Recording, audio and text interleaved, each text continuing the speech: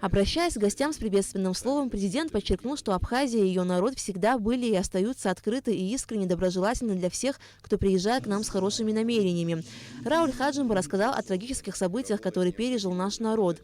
Несмотря на все потрясения, абхазский народ, одержавший победу и сохранивший себя от геноцида, провозгласил свою независимость, закрепил ее собственной конституцией и начал строить свое суверенное государство, отметил президент. Как подчеркнул глава государства, Турецкая республика находится в спектре тех стран, с которыми Абхазия стремится к экономическому сотрудничеству. И для этого есть все необходимые предпосылки. В первую очередь, это комфортные природно-климатические условия, удобное географическое положение с точки зрения логистики. Второе, это то, что между предпринимателями наших стран уже есть опыт совместной работы.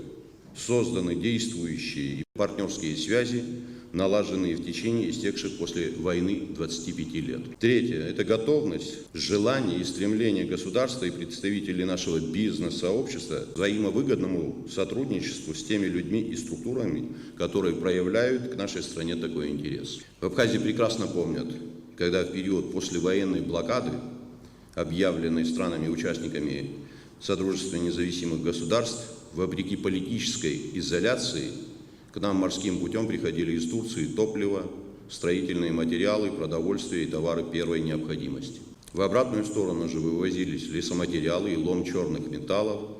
Тогда нам приходилось выживать, но в настоящее время, используя этот же путь и перечисленные неоспоримые преимущества, мы можем выйти на более высокий, качественно новый уровень торгово-экономических отношений. Члены делегации предпринимателей высказались за развитие деловых связей между Абхазией и Турцией, а также выразили интерес к ознакомлению с туристической сферой Абхазии.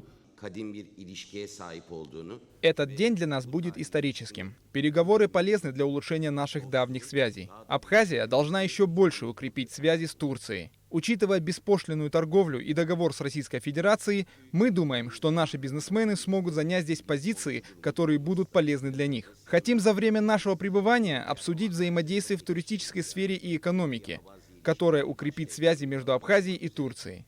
Надеемся заключить несколько договоров, позволяющих открывать совместный бизнес. Сотрудничество России и Турции может способствовать развитию новых возможностей Абхазии. Я считаю, что Абхазия, учитывая ее географическое положение, может сыграть определенную роль в укреплении связей между Турцией и Россией. Признание независимости Абхазии другими государствами в некоторой степени зависит от того, насколько будут развиваться и укрепляться экономические связи, в том числе с Турцией.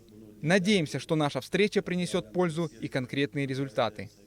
Как было отмечено на встрече, приезд в республику делегации турецких предпринимателей может послужить мощным толчком к развитию двусторонних связей на основе обоюдных интересов, стать началом реализации совместных проектов, реального осуществления задуманных идей и планов.